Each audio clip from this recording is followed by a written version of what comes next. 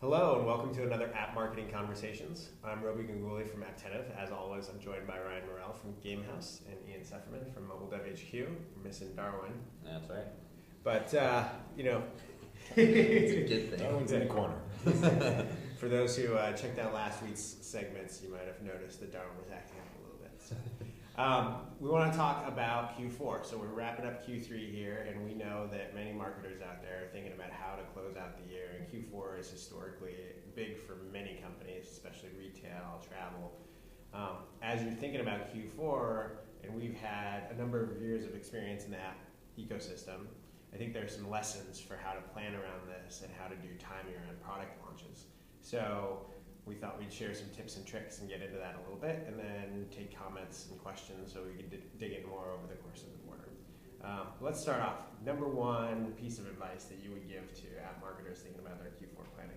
If you haven't started planning yet, it's already too late. Like get on the stick, right? Q4 needs to happen early November, not late December. Mm-hmm. Timing is everything, and having that strategy ready is gold. What about you? Yeah. So I think my biggest piece of advice would, depending on the company size, is not only make sure you have it planned early, but make sure you're starting it early. So you're optimizing around that probably 2 weeks before Christmas for two things. One, velocity of your ranking, so that when the App Store shuts down, which it inevitably will, you're at the right spot, and that your user retention and monetization metrics are right. And this is something really interesting, which is about the ranking, and because I've always found it really weird that they shut down rankings. Like I just never understood it. But Apple has been playing with their rankings a pretty good amount recently, leading me to think that they might actually be getting ready for some sort of big change that they've never done in Q4. And it's almost like, okay, well, I don't understand what Apple's going to do. How do I manage around that? And it's like, start getting those download velocity, ensure you have that engagement and retention, ensure you have the right ratings, ensure your reviews look good. Yeah. Right? Like get all of the first order priorities right, and then let the rest take care of itself when it does, whenever it does happen, right? Yeah. I just have this spidey sense that they're going to change something in Q4 this year. Well, so prediction time. The idea that they've been shifting more and more about their rankings recently, I think, underscores the fact that the historic shutdown of the App Store has indicated that it's been highly manual, right? That the way that they think about rankings, the way that they think about reviews, all that stuff's intertwined and dependent upon people.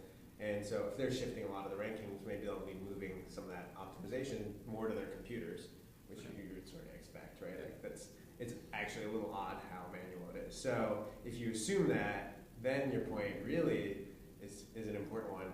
Foundationally, we know that there are things that will matter, regardless of whatever the algorithm ends up being. Right. The core things that matter: download velocity, retention, app ratings and customer reviews.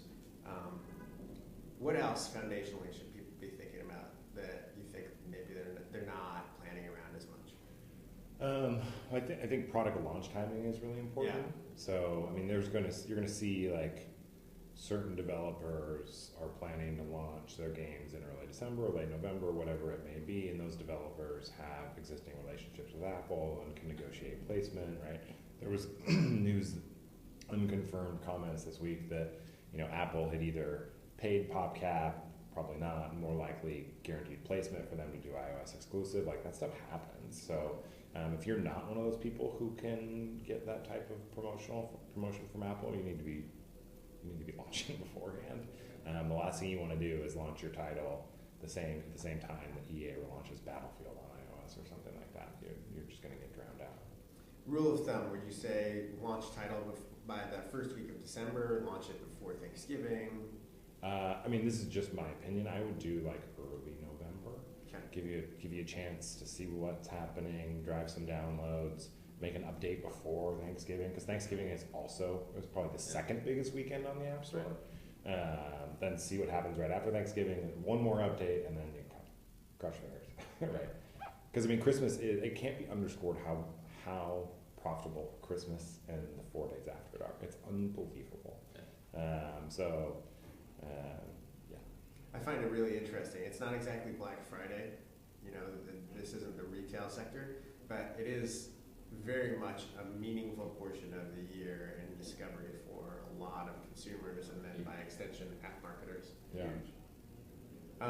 So let's talk a little bit more about the iOS 7 aspect of this. Does that matter if you were thinking about your Q4 and iOS 7 is sort of nice to have? Are you crazy? Should you be pulling that in and saying, I have to be supporting iOS 7 by the time? Yeah. So I think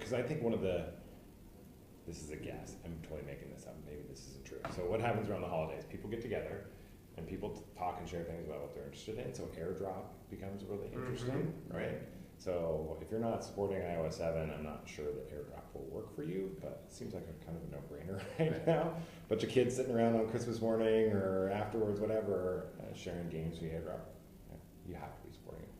Yeah, I agree with that. And I think another reason why is if you want any hope of Apple featuring you, right? Like if you care about that at all, they simply won't do it unless you're optimized for their latest stuff. They don't give a shit about you. Yeah. So we've been talking quite a bit about the App Store as it pertains to Apple's App Store. What about the Google Play Store? Same foundational stuff, same dynamics, or are there differences that marketers should be taking into account as they think about their Android releases? I mean, certainly, like I don't see the same rush to get things in. I mean, you don't have to shut down the same way. You can continue to do it. But I think all of the things that we're talking about foundationally, that all sits on the same premise of have your ducks in a row, make sure you're aligned for this massive jump. The jump is going to be the same. The consumer demand is going to be the same. Yeah, I think that's right. I have one question for you. Like, if you're a new developer, because we've consistently heard that ratings are an increasingly important thing. You don't have a lot of volume.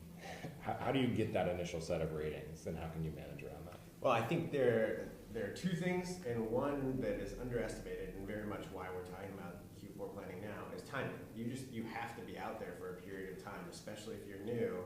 It's not just going to explode, right? Like you have to give yourself room for people to download your app, use it, start interacting, and then potentially rating it if they're happy, and if they're not happy, finding out really quickly.